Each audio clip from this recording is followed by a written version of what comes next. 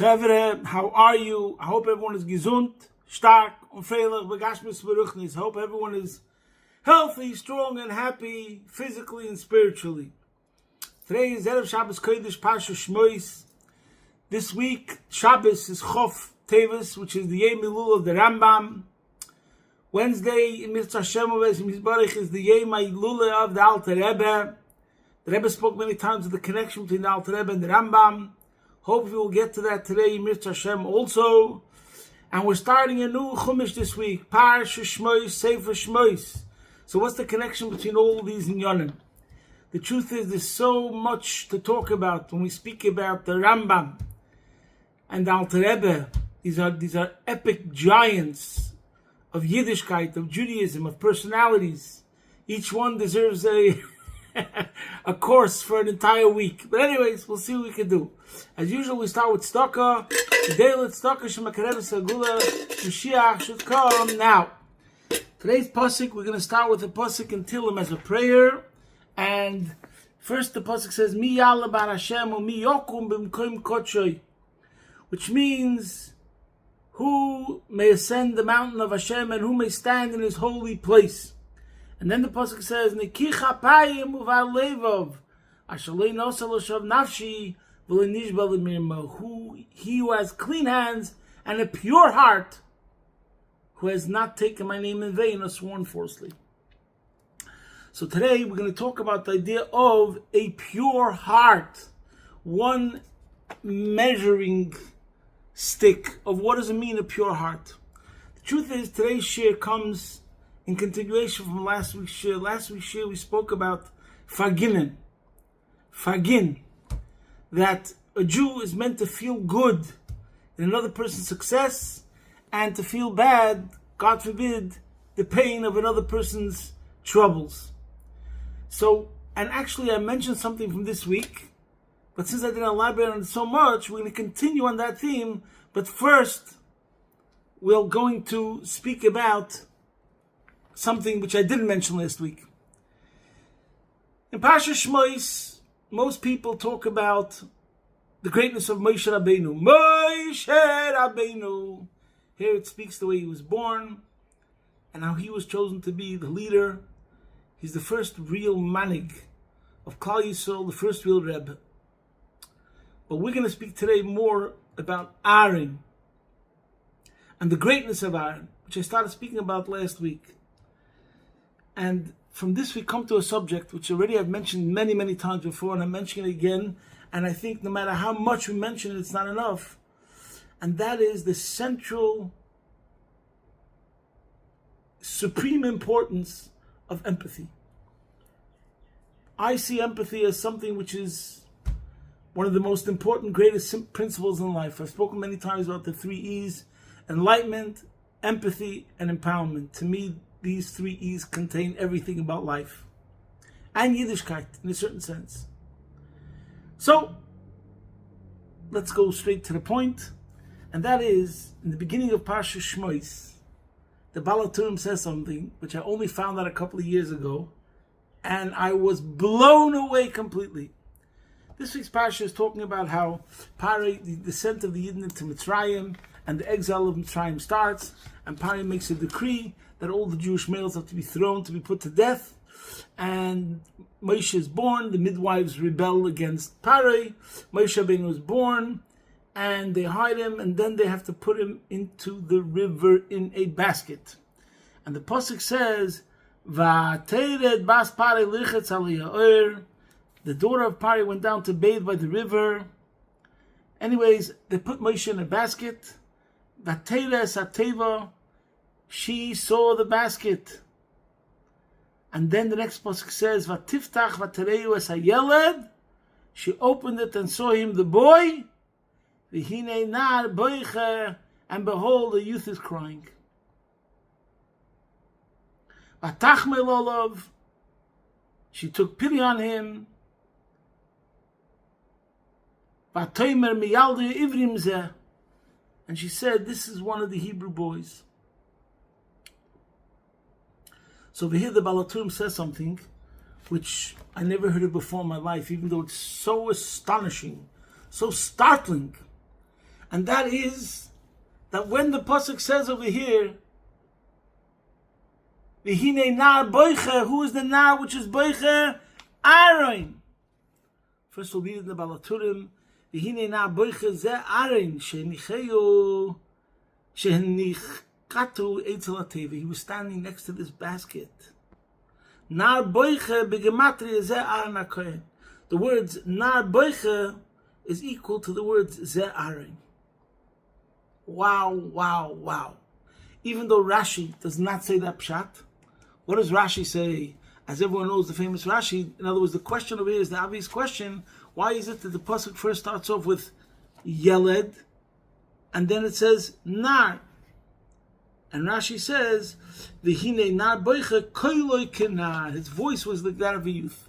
So even though he was just a Yeled, which is a younger age, a baby, but Moshe's voice was so powerful that it was already like a nar. So Rashi is saying that it's talking about the same person, Yeled and nar, and that's the explanation why later the pasuk says nar instead of saying Van Yeled Beicha, because his crying was more than according to his age, more powerful, more deep. But according to the Balaturim, he's actually saying that who was crying? Aaron's crying. And over here, this pasuk teaches us so much. So straight away, you could say, the drush, the Balaturim doesn't add on this, but right away you could say, so first of all, what does it mean? Why does the pasuk say, Vatomer miyalde ivrim zeh? How does she know it's miyalde ivrim? Maybe there could be a baby over there that's abandoned. Stam. You know, in the olden days especially, where there was poverty, in Victorian England, there's many stories of abandoned babies that were found in front of some institution.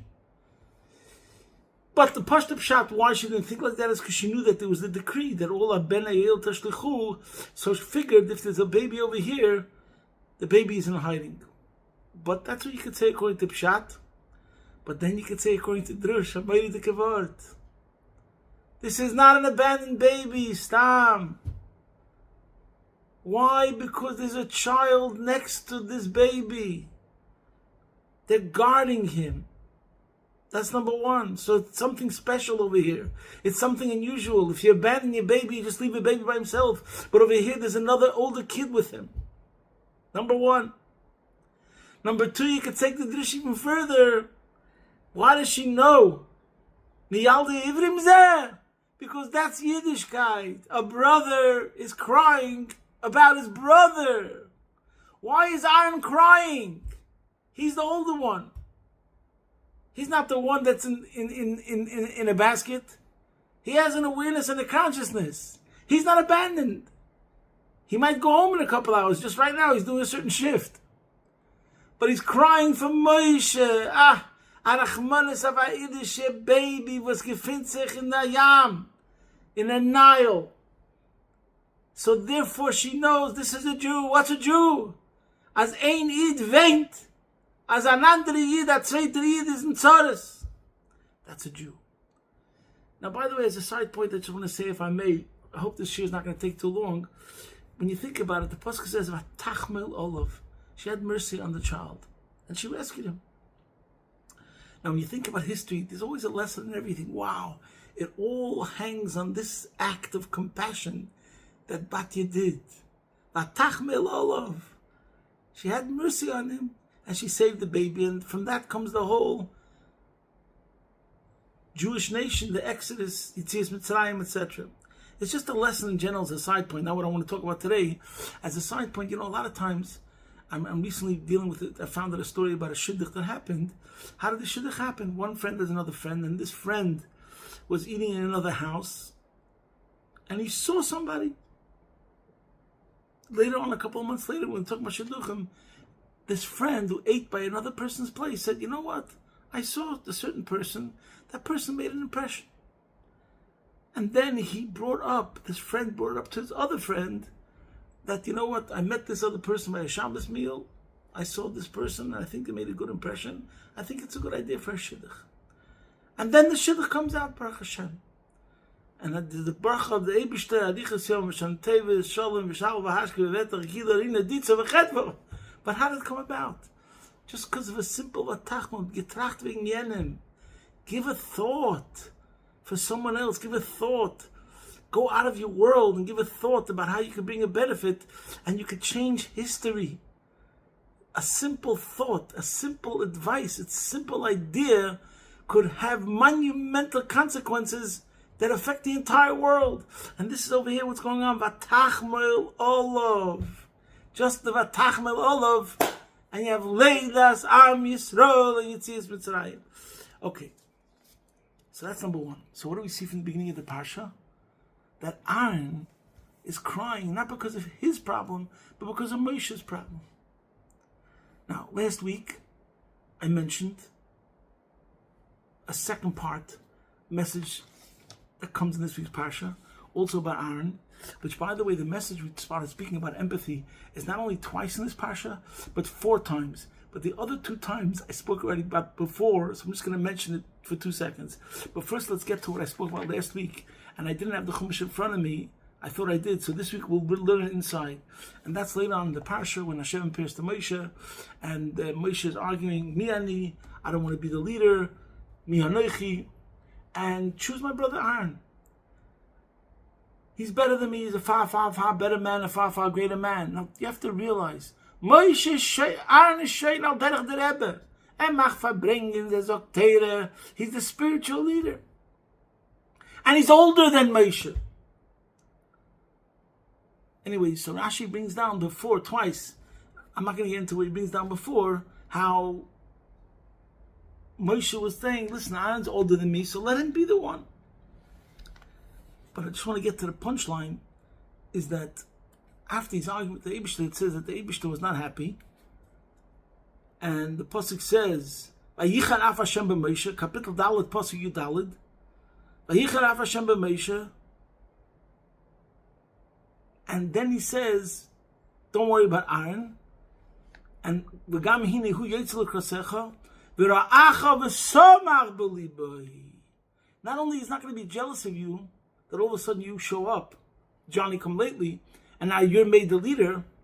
But Rashi says, Kisha'ata sover shehei makbid alecha, sha'ata ila gedula, loy kisha'ata sever.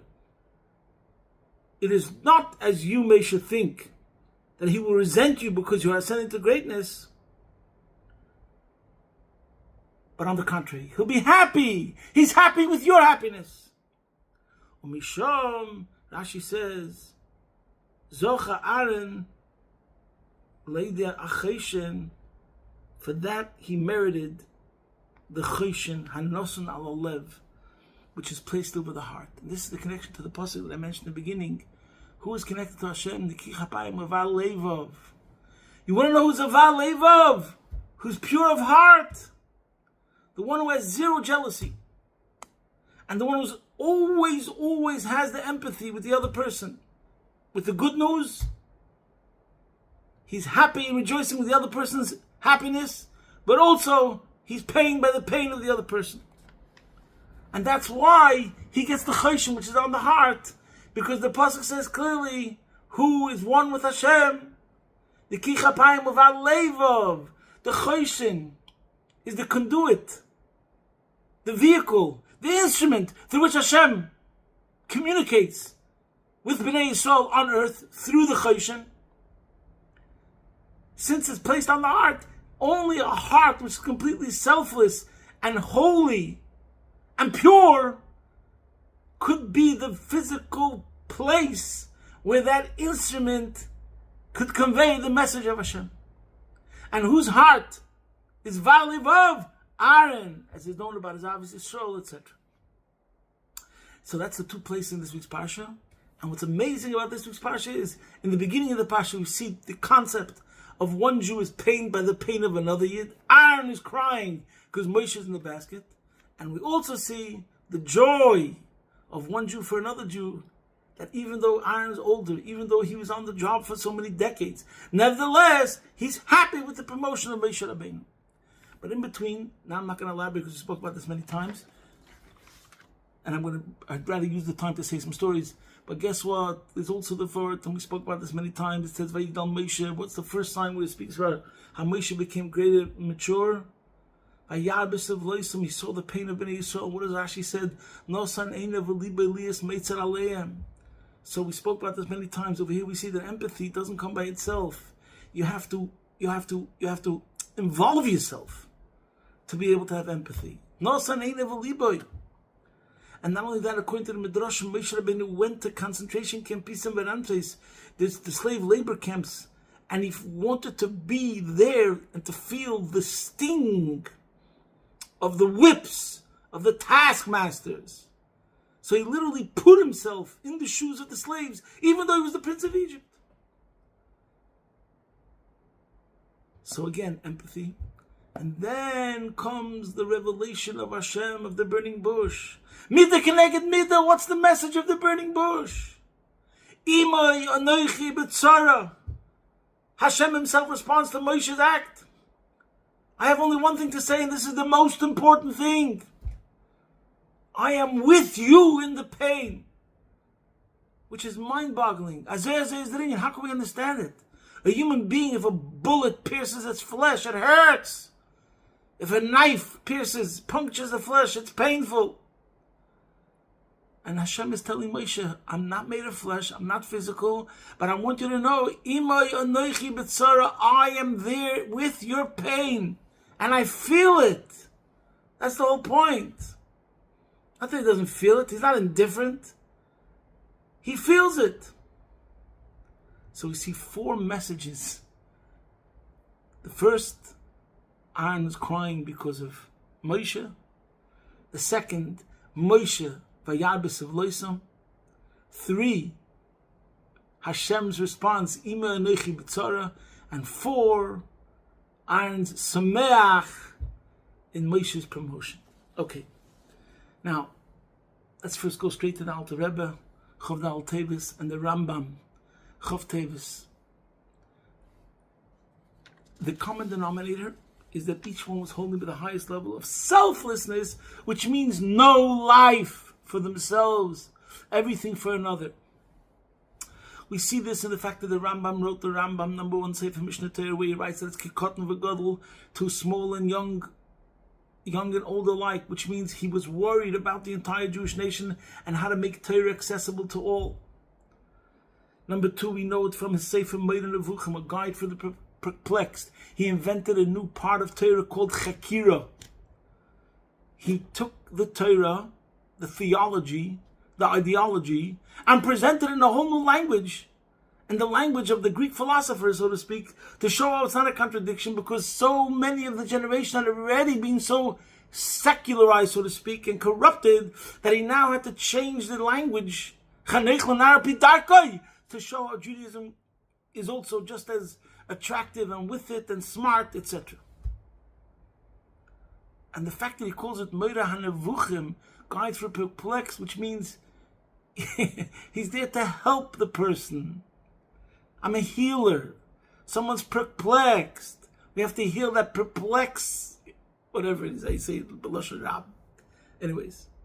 Now the same thing is, I don't want to get into it, all these things are separate lectures. He wrote an Igeres HaTeiman and he wrote an Igeres HaShmad. Each one was letters to communities and to situations where other rabbis took a more harsh, judgmental view about a community or about situations, and the Rambam goes on and on as the advocate, lifting up these communities and seeing only the good and pouring out his heart, and you can see his essence to make the people and to see them in a positive way and to lift them up. But also, I just want to read to you one paragraph that the Rambam wrote to his translator, Shmuel ibn Tibun, and he describes his life. It's a very famous letter. And he writes about his schedule, that he has to travel from his house to the Sultan's house. I think it was in Cairo. He lived in a different city. It took like a day to travel. And my duties to the Sultan are very heavy. When he goes there, he has to deal with the Sultan and the household and military officers and whatever. Whoever is connected to the Sultan and the whole royal court over there. Anyways, he doesn't eat over there because there's really no kosher food to eat. He's not uncomfortable. Anyways, then he finally comes home after traveling for a day. And the Rambam writes as follows. When he comes home, the house is packed in the antechamber, filled with people, all sorts of people, Jews and Gentiles, people that are unwell, that are waiting for him. And he says, I converse with and prescribe the prescriptions for them while lying down from sheer fatigue. He's just traveling. He gets home. He has patients, dozens, waiting for him. And imagine, just picture it in your mind. The Rambam has to lay down in order to heal these patients because he's exhausted. He asks for like a couple of minutes to eat something because he hasn't eaten for 24 hours, he says. And he says, I am so exhausted that I can barely speak. So there you go from the Rambam. Completely selfless. His whole life is just in the service of others. Over here I'm going to read you a line that I'm sure I read before, because to me this is the most inspiring line that I ever saw in Chassidus Chabad, in my humble opinion. And this is in Sefer HaSichos Tafshin Hey, Amud 121. And the Alter Rebbe and the Frierdiker Rebbe writes like this: a few days before he passed away, he said, Ich will nicht chulu Gan Eden Elyon, I don't want you Gan Eden Elyon. Ich weiß die Giluyim von Gan Eden HaTachten, I know about the revelations of the lower heaven. Ich weiß die Giluyim von Gan Eden Elyon, I know about all the revelations of Gan Eden Elyon. Ich weiß die Giluyim von Chacham Datzilus, I know all about the revelations of Chacham Datzilus. Ich weiß die Giluyim Ma'atzmim, was Chacham Kassir Nechshavas. Then he says, Ich gebe weg mein ganzen Mesiras Nefesh. I give away my entire Mesiras Nefesh. I give away my entire merits of self-sacrifice. As wo a Yid wird etwas beten, bis Mashiach wird kommen, that wherever there will be a Jew who will ask you for anything till Mashiach comes, sollst du meheden, wie du hörst a Tzadik Gomur Rosh Hashanah. You should listen to his prayers like you listen to a complete righteous person as he prays on Rosh Hashanah. There's more to this, but here you see that the Alter Rebbe is ready to give away everything. All he wants is that Hashem should be there in a revealed way for other people. Now I'm going to say 3 stories. As a matter of fact, I just want to say, I hope you forgive me.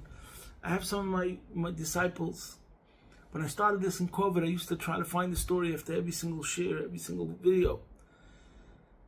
And I have many of my disciples that call me up and say, Rabbi Winner, please say stories, say more stories. People like stories.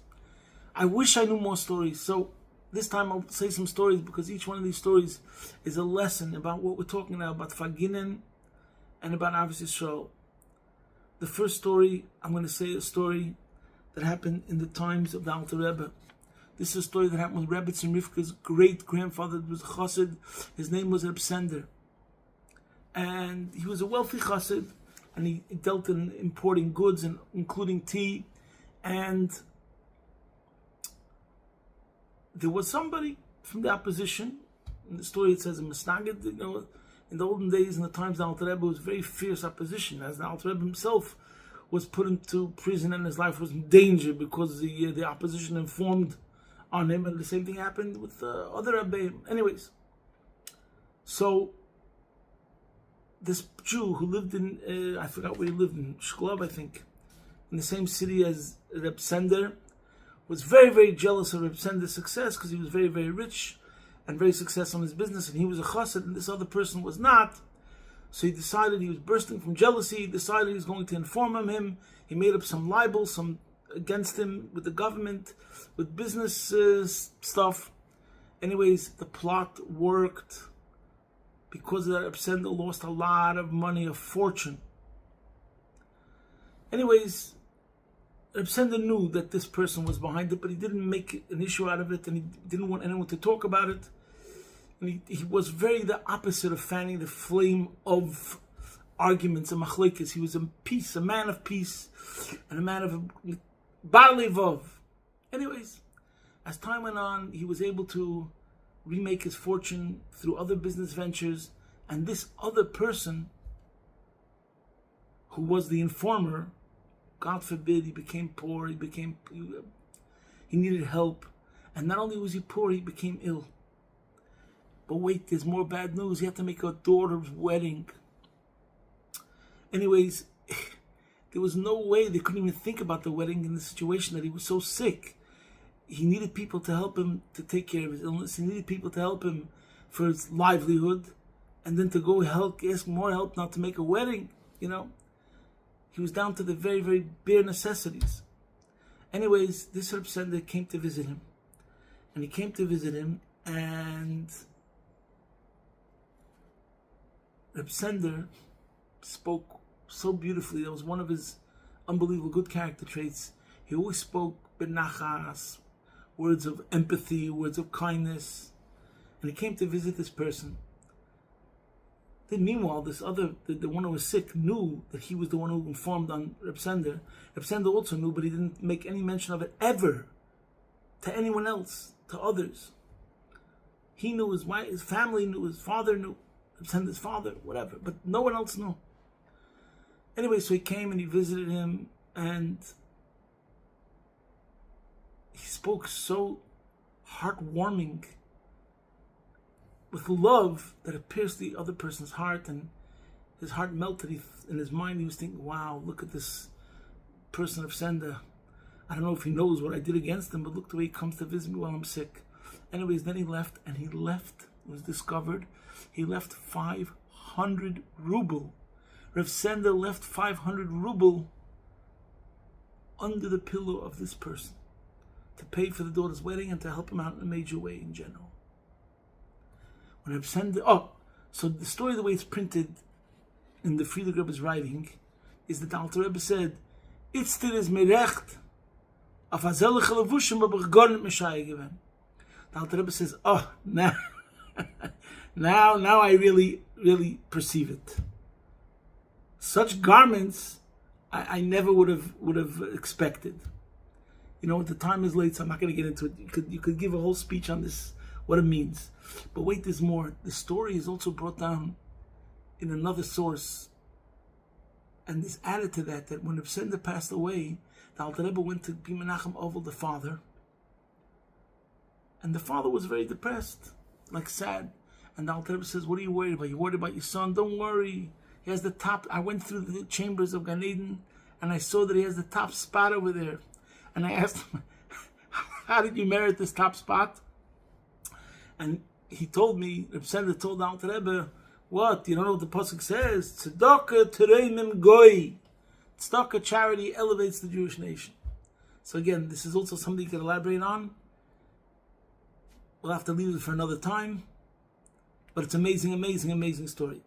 The other story is the story, a very famous story. That's a story that happened in the times of the Rebbe Rashab. I'm going to read it to you inside.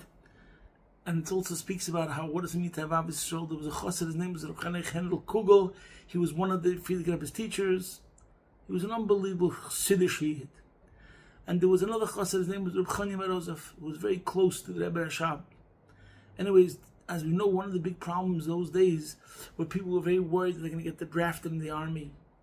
And to be drafted in the army meant to be able to keep Torah mitzvahs for the next while would be almost impossible.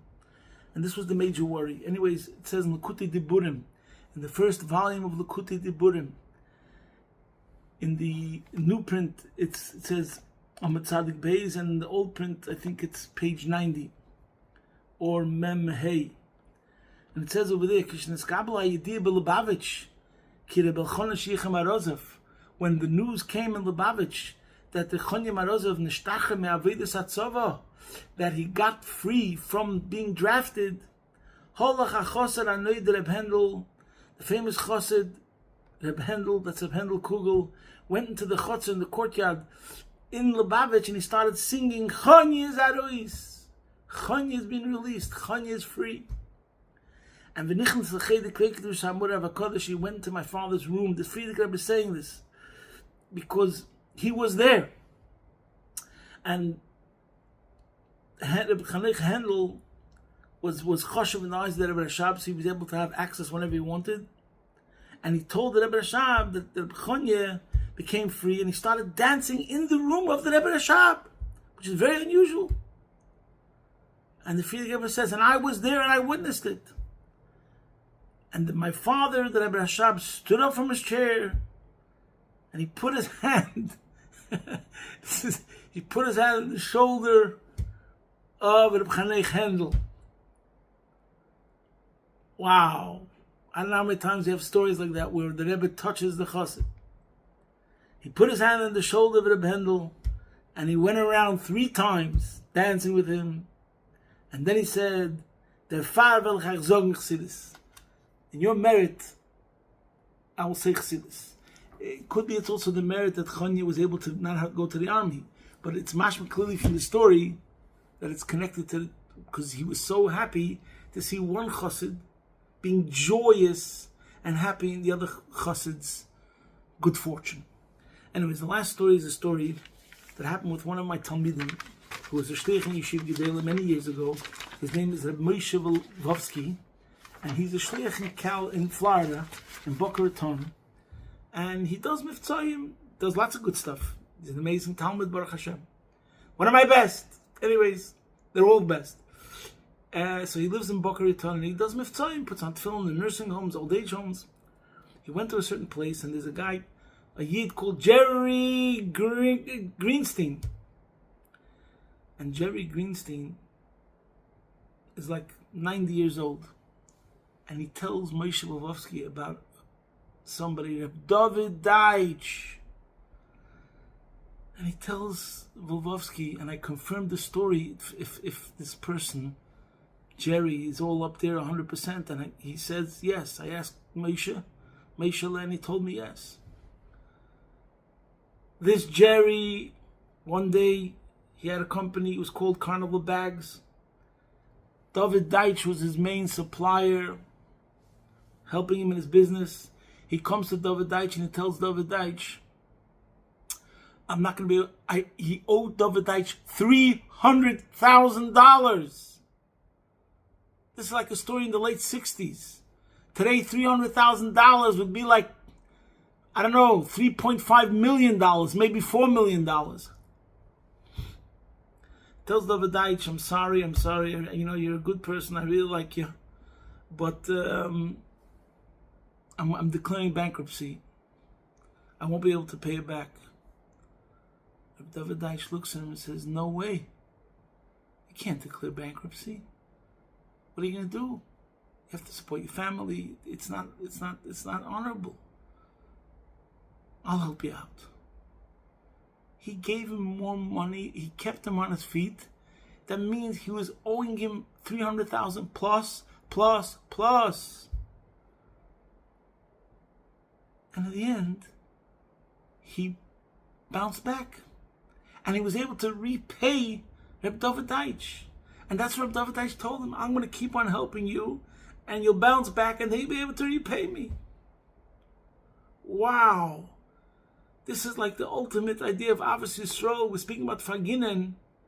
Both being joyous in another person's simcha, but also feeling the other person's pain. How would you feel if you were going down under, you were drowning, and instead of people looking at you with disdain, or just saying, hey, you're a loser, but they say, no way, we're going to fight, and I'm going to be there and help you every step of the way. So my friends, in every single situation, especially after the situation of Sydney, there was never a situation where the Rebbe would not say that now is a time with Smontzich Avos Yisrael. We have this message from the Alter Rebbe, from the Rambam, from the Parshas Shemos. And if we will conduct ourselves in such a way that we'll be there for others, that's what we have to live our life for. And this is what it says in this week's Parsha, B'ni B'chayri Yisrael.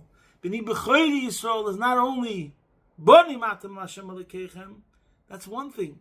But then we say B'ni B'chayri Yisrael, that's even greater than B'ni Matam Hashem Alekechem. So the Pasuk says, B'ni B'chayri Yisrael, there's nothing as great as another Jew. There's nothing as great as helping another Jew. Machshavton sheYisrael kodma l'chol davar. So the Rebbe should help that each one of us will improve in this area, and this will definitely bring about the Gula Mitzvah Shlema, taken from Yad Mamish, posting from my home, Be'ez Hashem Yisbarach, your man in Melbourne.